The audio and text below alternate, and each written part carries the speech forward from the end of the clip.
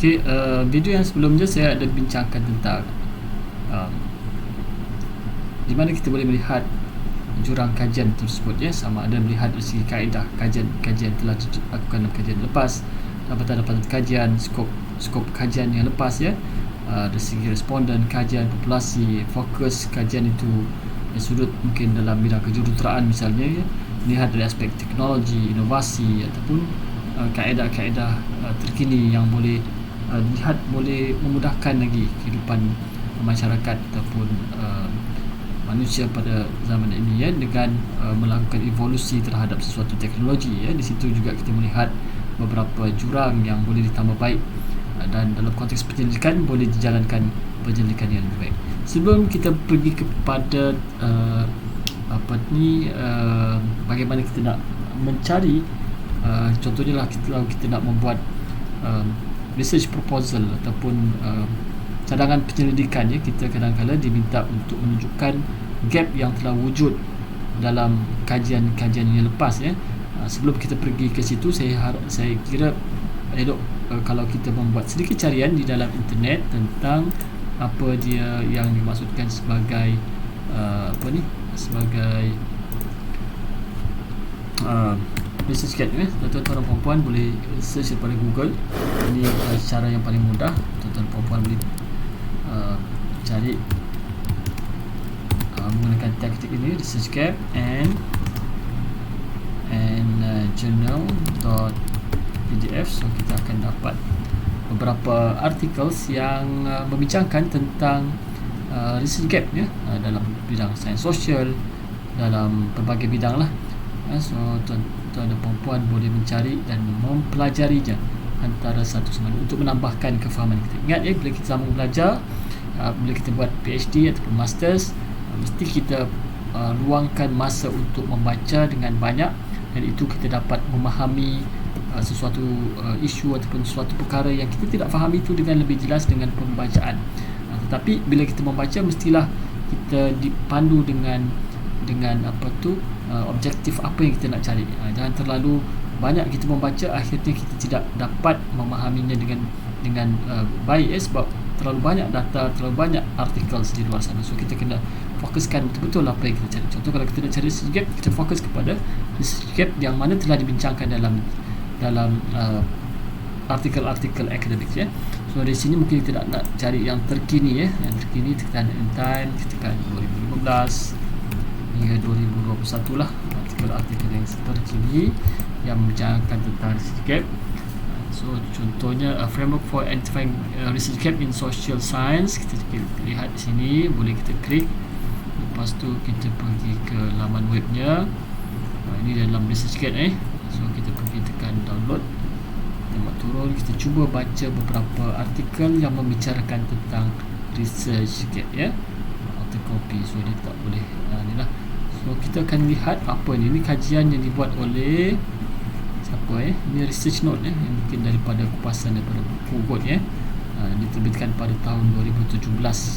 Ini siapa saya tak pasti.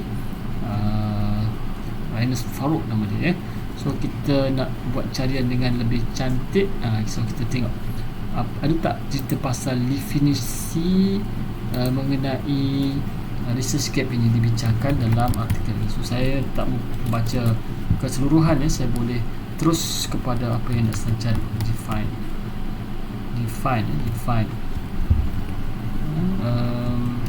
Letak definisi pasal research gap. Kalau tak ada, kita tengok meaning, kan. According to Carey, audience researcher,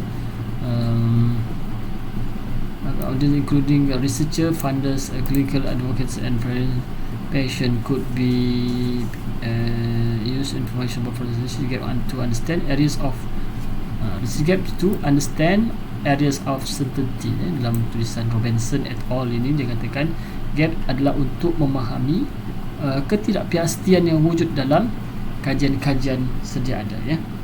Ataupun apa lagi, kita tengok apa yang dimaksudkan sebagai research gap. Okay, so kita baca sikit-sikit.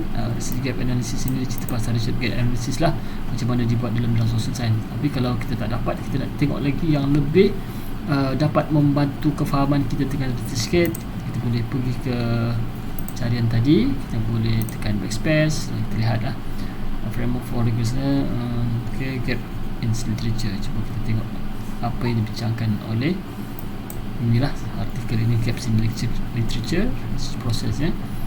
What is a gap in the literature? The gap also considered the missing piece of pieces in the research literature is the area that has not yet been explored or is under explored. This could be population or sample, size, time, location, research method, data collection and or analysis, or other research variable or condition. Maknanya di sini dia melihat juga gap itu dari perspektif mungkin populasi, dari segi persampelan, daripada lokasi, jenis responden yang dipilih, kaedah metodologi kajian dijalankan, data collection, kaedah-kaedah pengutipan data, bagaimana analisis yang data yang perlu dibuat, ataupun pemulih ubah baharu yang dikaji, atau pemulih ubah yang terdapatnya jurang dari segi isu-isu atau pemulih ubah yang belum dikaji dalam kajian-kajian lepas. So itu yang dinyatakan sebagai literature ataupun gap in the literature. So itu adalah kaedah macam mana kita nak tengok dan memahami sesuatu isu itu melalui pembacaan kita di dalam sumber-sumber yang ada lah dalam internet, daripada jurnal-jurnal yang ada. So kita boleh baca ini untuk memahamkan kita tentang apa yang dimaksudkan sebagai research gap. Research gap, tuan-tuan boleh tekan ni, tengoklah ini artikel ni, identifying research gap and prioritizing psychological health evidence synthesis needs.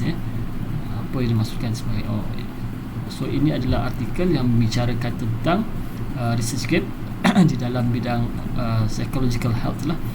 So apa yang dibuat, scoping searches, scoping searches targeted 15 sources including the veteran affair bla bla bla bla. So dia maksudnya dalam konteks kajian ini dia membuat analisis gap.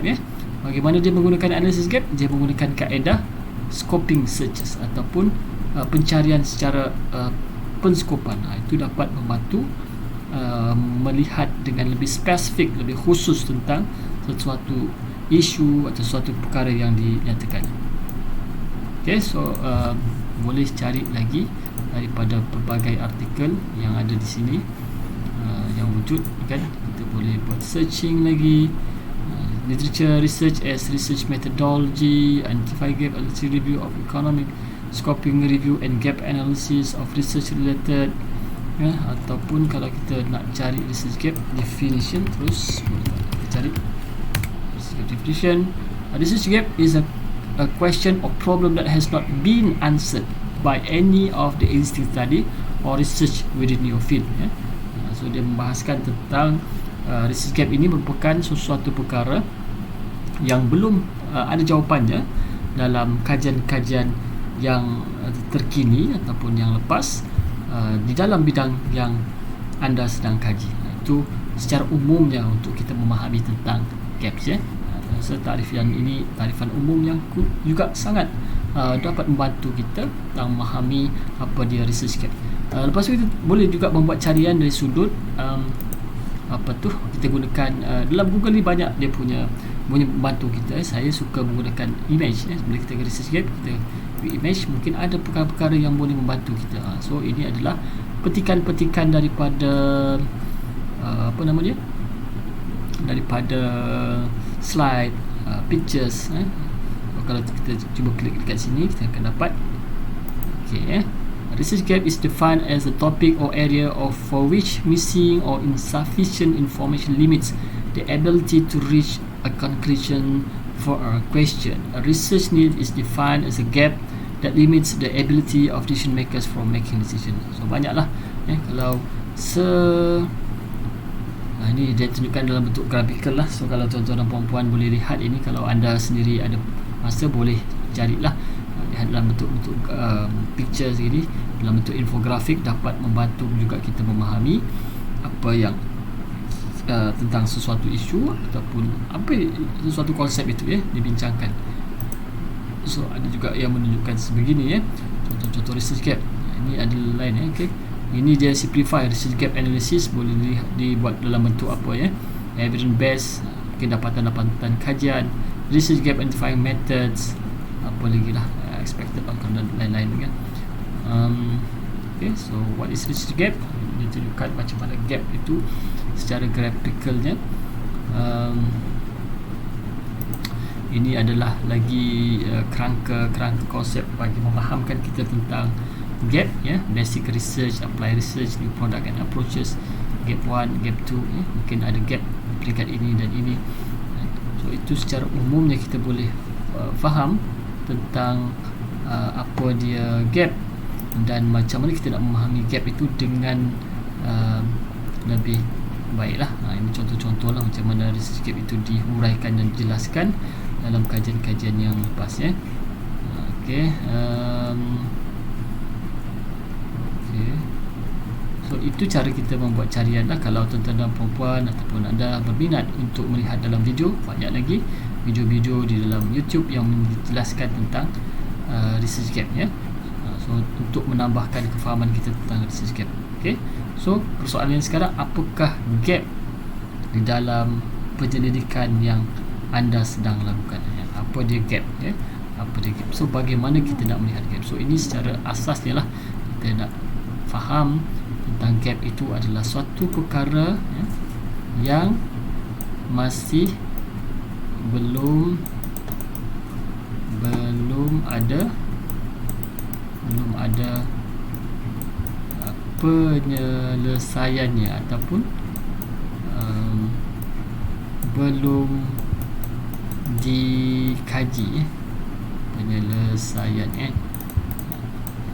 boleh ringkaskan lah ikut kefahaman kita. Kalau saya faham tu dia ada gap tu maksudnya ada perkara-perkara yang belum selesai, yang belum lagi dilihat secara mendalam ataupun belum dicuba ataupun belum dilihat, belum diterokai, belum dikenal pasti dengan lebih sistematik dan lebih saintifik dalam bentuk penyelidikan, untuk kita membuat satu kesimpulan yang bernas ataupun kesimpulan yang baik, yang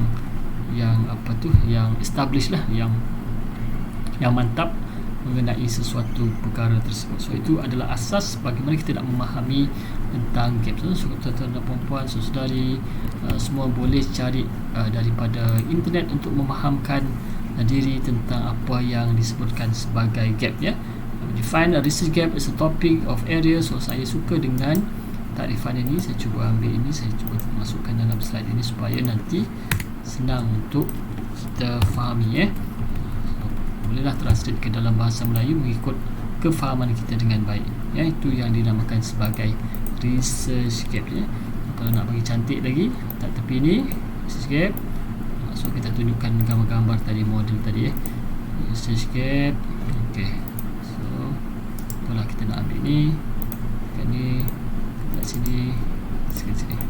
Okay, sekurang-kurangnya kita dah faham sedikit, ada gambaran sikit dalam minda kita tentang apa yang dinamakan sebagai research gap, ya.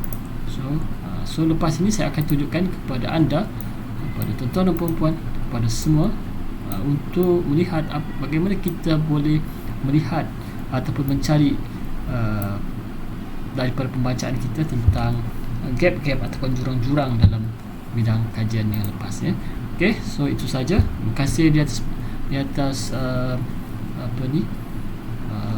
kunjungan ke dalam channel YouTube ini. Jangan lupa untuk subscribe dan ikuti part yang seterusnya. Sekian, terima kasih.